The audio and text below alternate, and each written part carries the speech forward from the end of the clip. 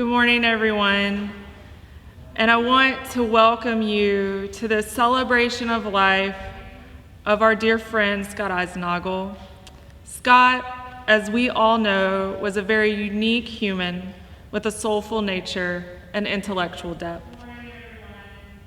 And through our process of grief today, I hope we can truly celebrate his life, who he was authentically, and remember all that he gave to our Pfeiffer community. So I want first to invite Robin Listerman to say a few opening words and read a poem that I think really embodies Scott.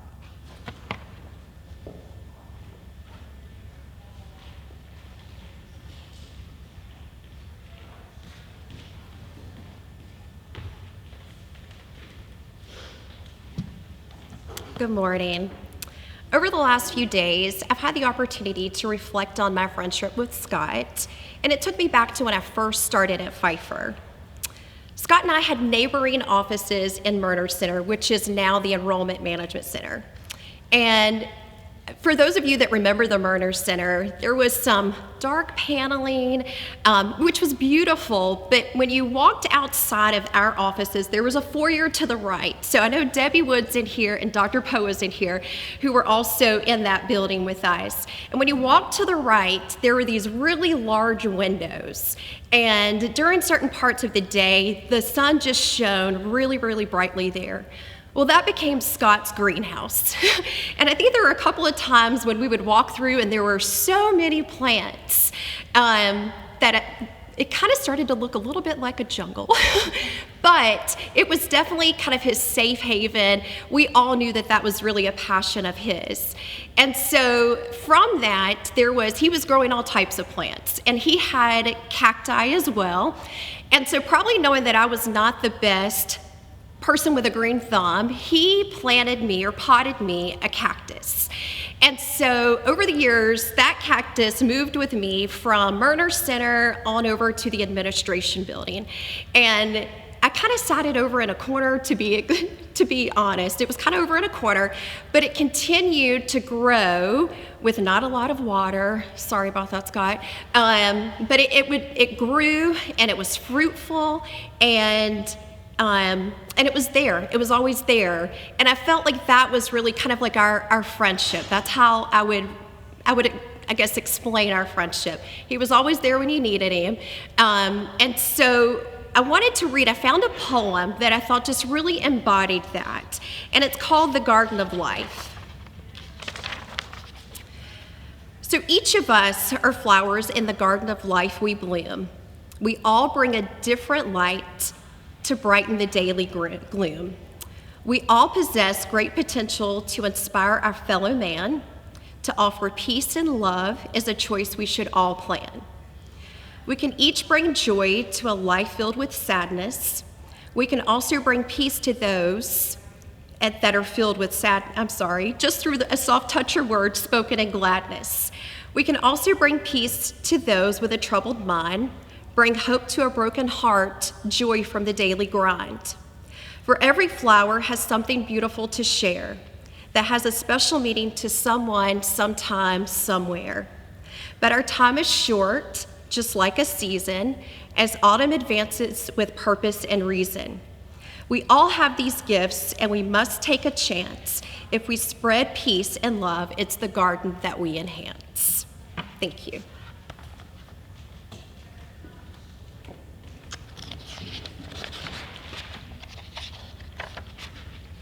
So, as many of you know, and as was playing when you came in, Scott loved classic rock.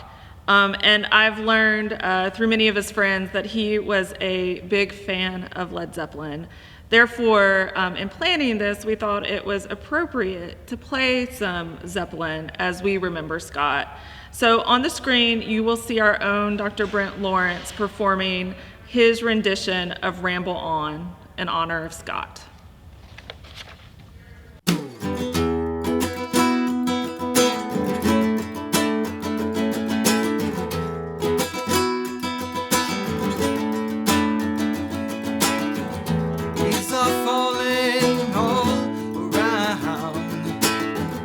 This time I was on my way. Thanks to you, I'm much obliged for such a pleasant stay.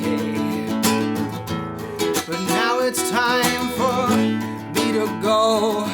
The autumn moon lights my way. But now I smell the rain, and with it pain, and it's headed my way. Sometimes I grow so tired. I know I've one thing I've gotta do. Ramble on. Now's the time is now to sing my song. Go around the world, gotta find my girl on my way. I've been this way 10 years to the day. Ramble on. Gotta find the queen of all my dreams.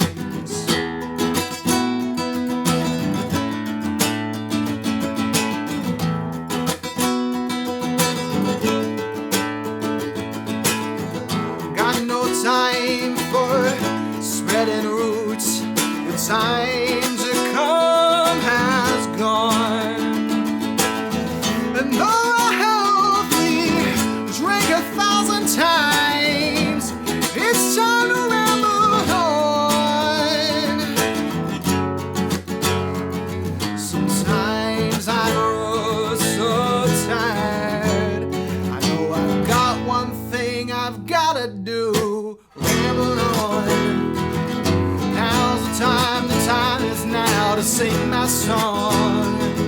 Go around the world, gotta find my girl on my way.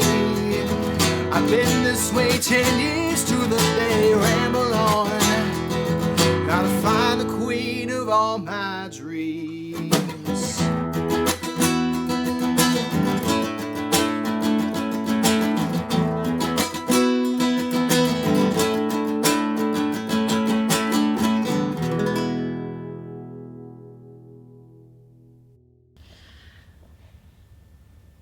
Good morning again. And I think I know everyone in this room, but just in case, I want to let you know that I'm Megan, and I'm the chaplain here at Pfeiffer. And I am so grateful that each of you are here this morning to celebrate and remember our friend and colleague, Scott, someone who has been weaved into the fabric of Pfeiffer's DNA for many, many years. I was recently reminded that the word eulogy is derived from the Greek word eulogia, which means good word, to praise someone and authentically remember them in their best light. So I hope that this is what we can do together for Scott this morning. So, to be truthful, I was not incredibly close to Scott. I knew him as the IT guy who, without fail, would always come and help me before chapel when I was having technology issues, maybe kind of like today. Even if that issue was something as silly as not turning on the green button, the green on button, which I may have done more than once because I am an 80-year-old woman when it comes to technology. But nevertheless, Scott was always there. He was always kind to me, and he always helped me, and he always got the technology to work, and for that, I am very grateful. During the many times that I would watch him fix the chapel computer, because, I learned that, like me, he loved cats. Though I didn't know until this past week that he helped rescue them on Pfeiffer's campus on the regular, and he had a wicked sense of humor that I very much appreciated. So my experience with Scott was a tiny taste of who he was as a person. But over this past week, as I've talked to many of you about him, I have learned more in depth about his complex, soulful, and passionate nature. and I've gotten to see truly the beauty of who he was as a person. So as many of you know, Scott was eclectic. He had so many different interests. For example, Scott Perry told me about his love for gardening and food. They would share vegetables with one another, and Scott E. had an obsession with eggplants.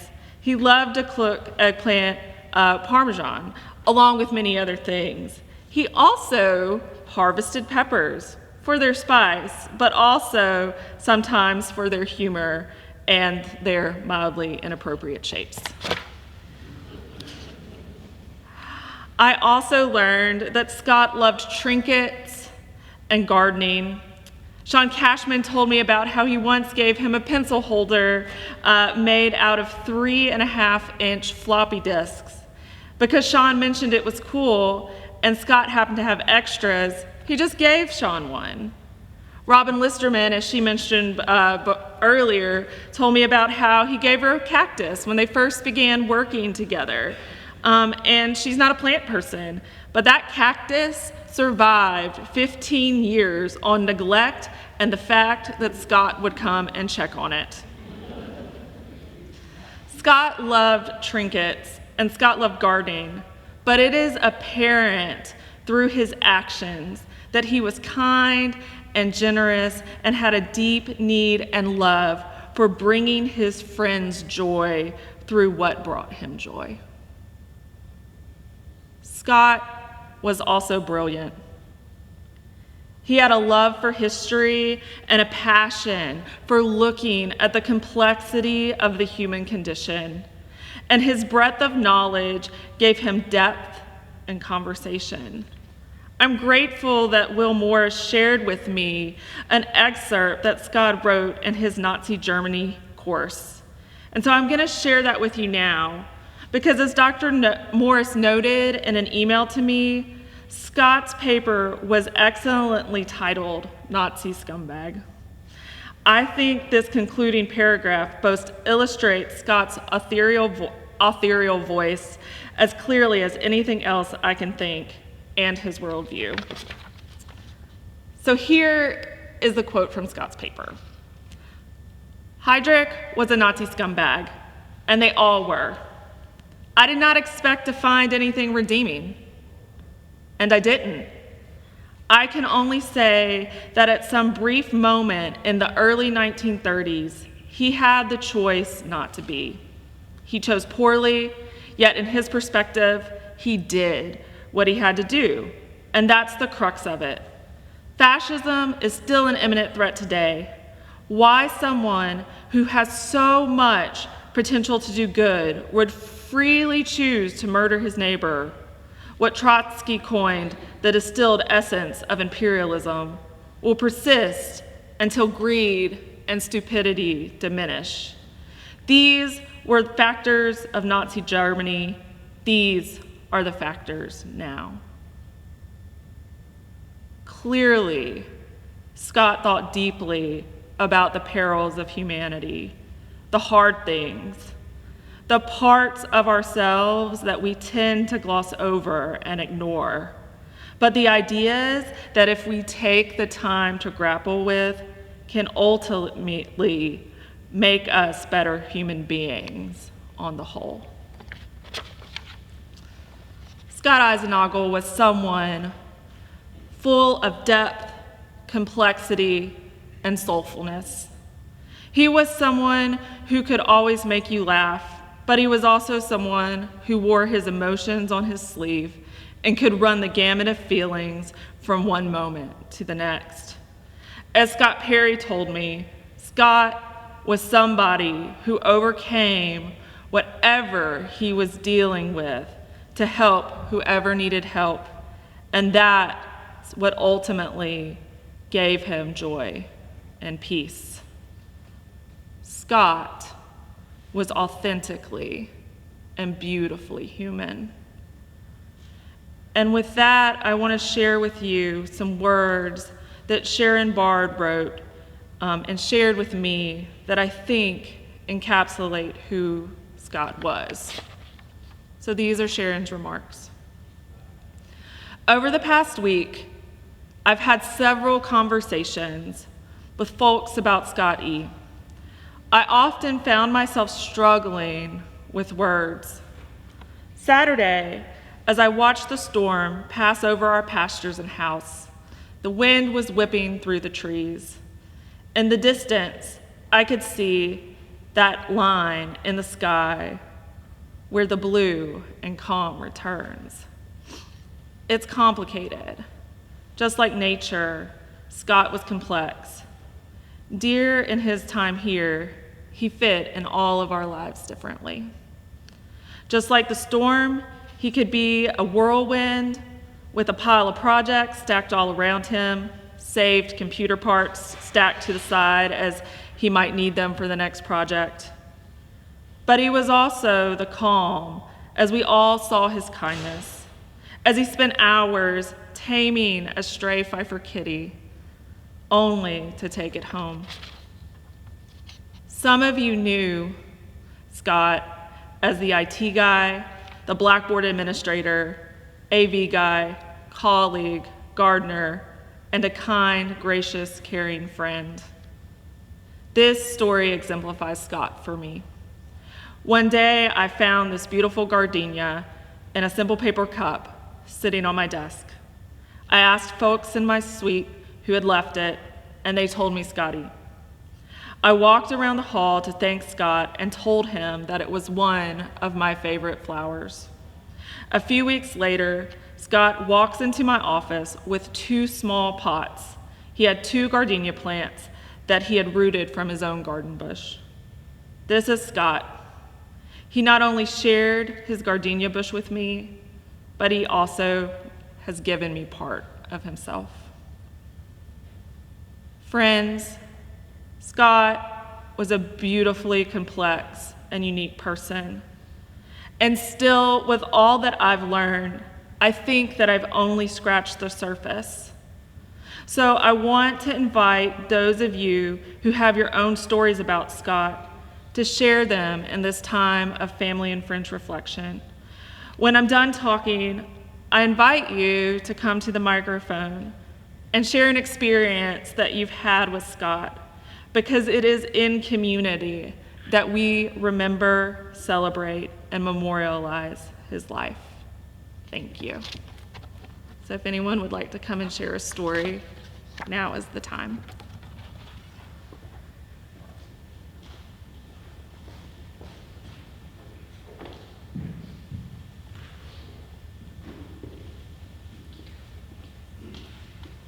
Thank you, Megan. So, Scott was very good at what he did here at Pfeiffer. It's already been said, a lot of us know this already. He would pop into these classes, troubleshoot, and be gone just as fast as I just said it. Very focused. I had the privilege of having Scott in one of my history classes. He had a passion, as Megan mentioned, about history. And what I appreciated was, as another older adult student, he didn't hold back. He told his stories. He reflected on how he felt on particular issues in this class.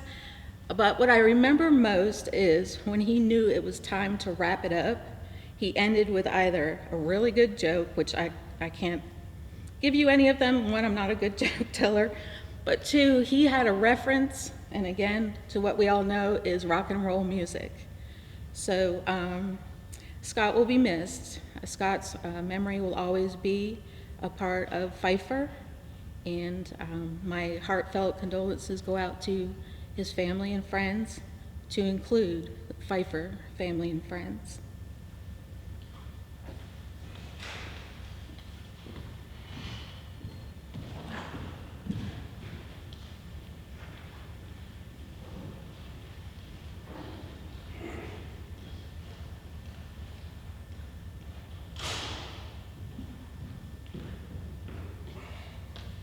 Get my workout. What can I say about Scott? Man, he was a jack of all trades, and he was so friendly and just very inquisitive.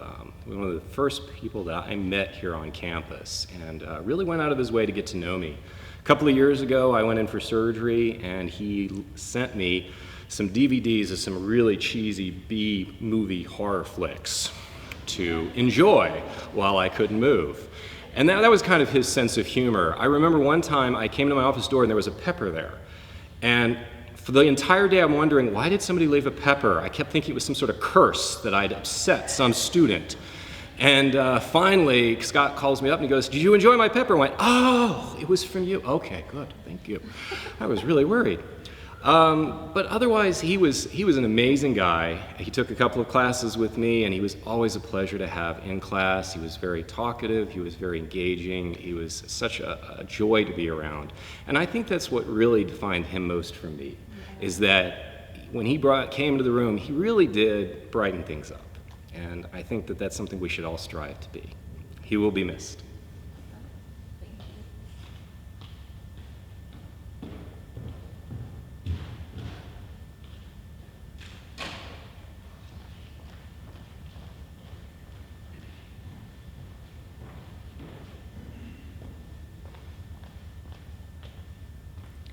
As a student at Pfeiffer and Megan's assistant, between services on Wednesdays at 10 or student-led worship at night, we would have so many technology issues, and every time Scott would come over, and I remember one night in student-led worship, he was supposed to go home 2 hours ago, and we were still having issues, and he came back with a cord, and he's like, "Try this one." And about 5 times later, he goes, "I'll just come back with a hammer next time, and we'll fix it that way."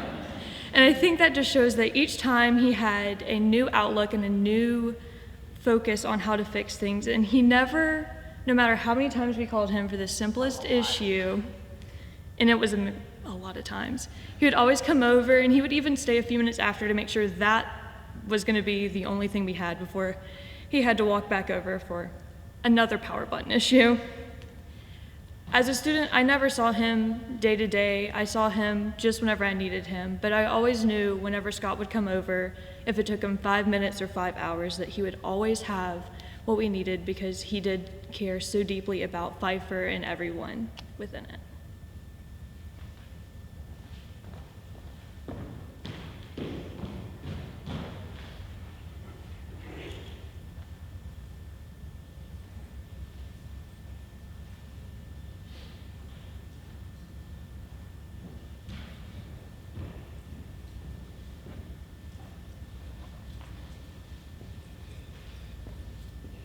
So I had the privilege of working with Scott for the past roughly 9 years.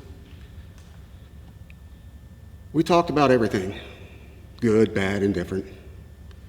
He would go from 0 to 100 like that. It's almost like watching Wile E. Coyote try to catch the Roadrunner. He ended up being Wile E. Coyote. It's all of us that kept him going, that gave him focus, kept him motivated, kept him centered.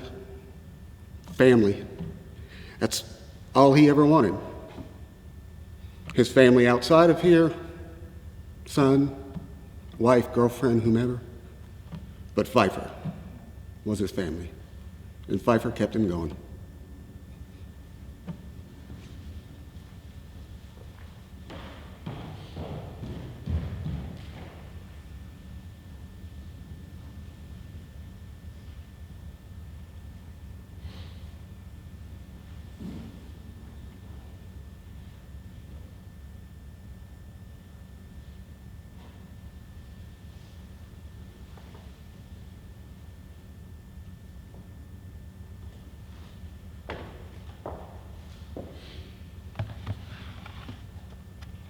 So as many of you know, Scott was a talented videographer. The music video that we're about to watch is something that he created in one of Dr. Cashman's videography courses. This piece not only demonstrates Scott's talent, but also his passion for examining the intricacies of history. So here is Green Fields of France, created by Scott Eisnaugle.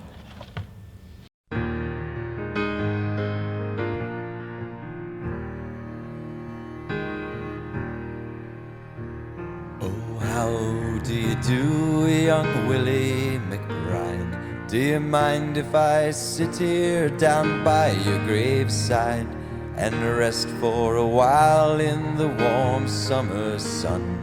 I've been walking all day and I'm nearly done.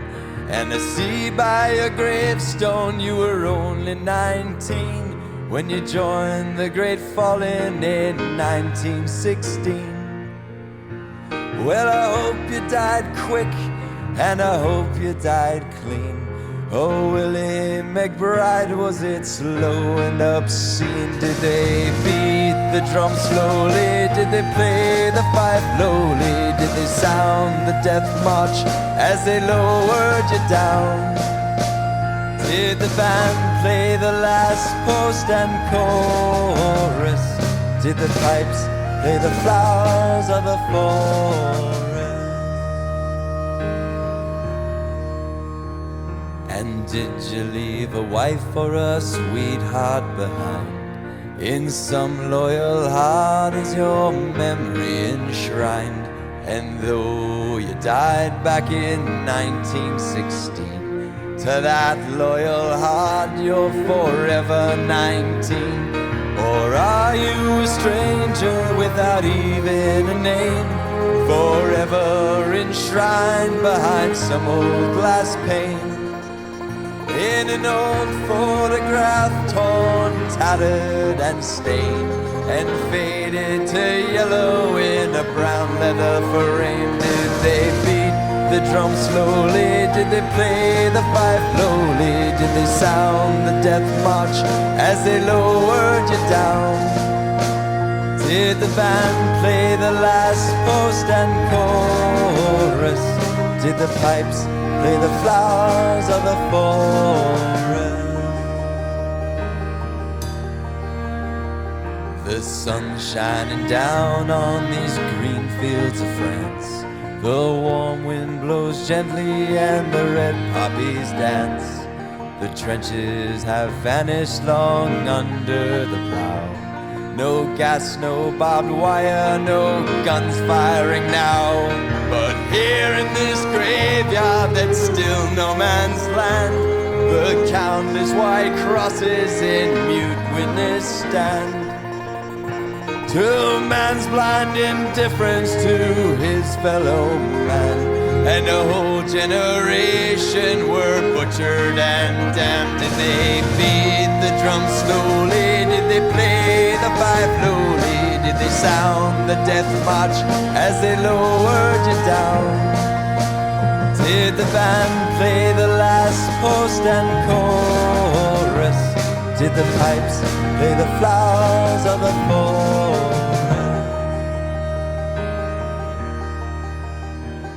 And I can't help but wonder, no Willie McBride, do all those who lie here know why they died? Did you really believe them when they told you the cause? Did you really believe that this war would end wars? Well, the suffering, the sorrow, the glory, the shame, the killing and dying, it was all done in vain. Oh, Willie McBride, it all happened again, and again, and again, and again, and again. Did they beat the drum slowly? Did they play the fife lowly? Did they sound the death march as they lowered you down? Did the band play the last post and chorus? Did the pipes play the flowers of the forest?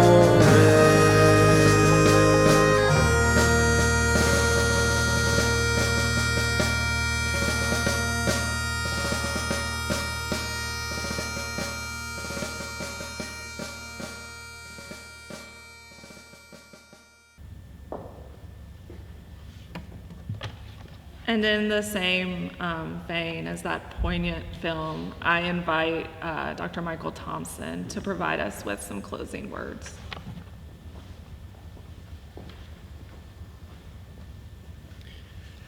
Good morning. I'm not sure what I could say that would add to what you all have already brought to the table, and certainly what Scott provided us to contemplate this morning. I'll echo a few things. I'm one of the many that was dependent on him to make certain that our technical world was sound so that we could do what we do. I also mark myself as one of the fortunate few to see him not just simply as a colleague, but as a student, pursuing a degree and balancing the workload that he had and what he was willing to do beyond work hours to achieve the goal that he had for himself. I was always struck by his endless curiosity, and by the fact that whenever he was in my classroom, I knew it would be an additive to that experience. And much like Wendy, when Reverend Habeck asked me if I could find maybe an excerpt or something that might give us something to reflect on that would have had some sort of connection to Scott, I thought back to last spring and our Vietnam era course. And so I've picked out a selection or excerpts from Tim O'Brien's The Things They Carried. And if you've been in an American history or even an American literature classroom since 1990 when this was published, some of this is going to be familiar to you.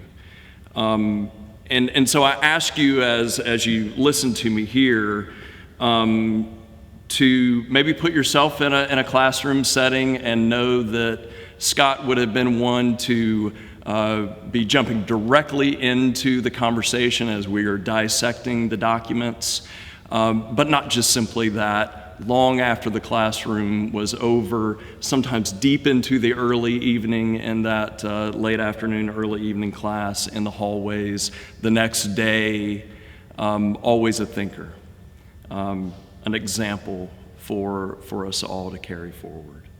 So this is from O'Brien's The Things They Carried. The things they carried were largely determined by necessity. Among the necessities, or near necessities, were P38 can openers, pocket knives, heat tabs, wristwatches, dog tags, mosquito repellent, chewing gum, candy, cigarettes, salt tablets, packets of Kool-Aid, lighters, matches, sewing kits, military payment certificates, sea rations, and 2 or 3 canteens of water. Together, these items weighed between 15 and 20 pounds. By necessity, and because it was standard operating procedure, they all carried steel helmets that weighed 5 pounds, including the liner and camouflage cover. They carried the standard fatigue jackets and trousers. On their feet, they carried jungle boots, 2.1 pounds. Dave Jensen carried 3 pairs of socks and a can of Dr. Scholl's foot powder as a precaution against trench foot. They were called legs or grunts.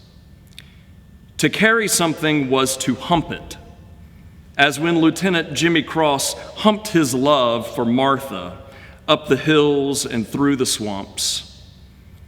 In its intransitive form, to hump meant to walk or to march, but it implied burdens far beyond the intransitive.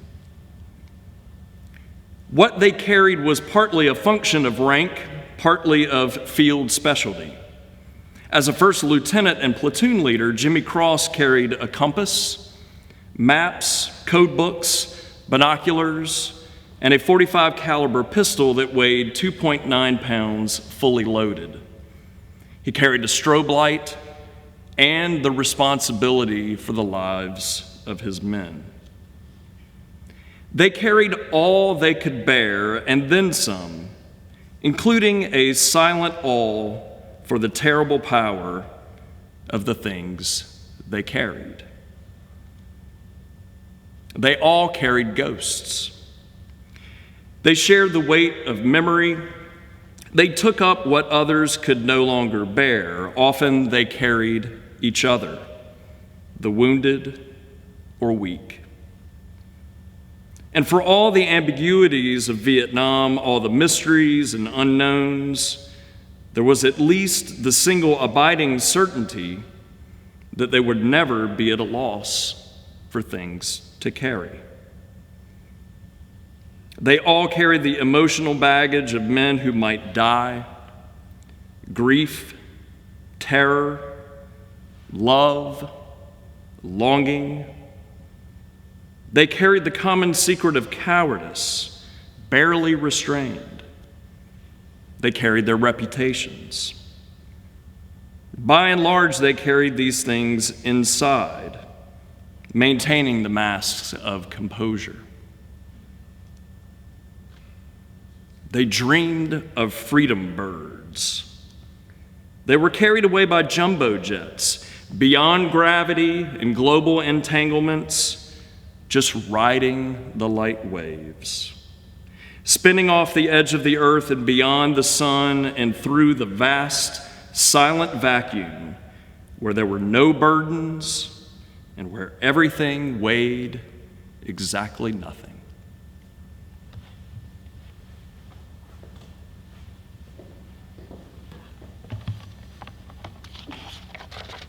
I can just imagine Scott in class thinking deeply and talking about that passage. And that's what I want to leave you with today as we end. I pray that you remember who Scott was, and that as you think about him today and then in the days and months and years ahead, you are compelled to embody his kindness for his friends and the courage that he had to examine the complexities of history and life. Go in peace, friends. Amen.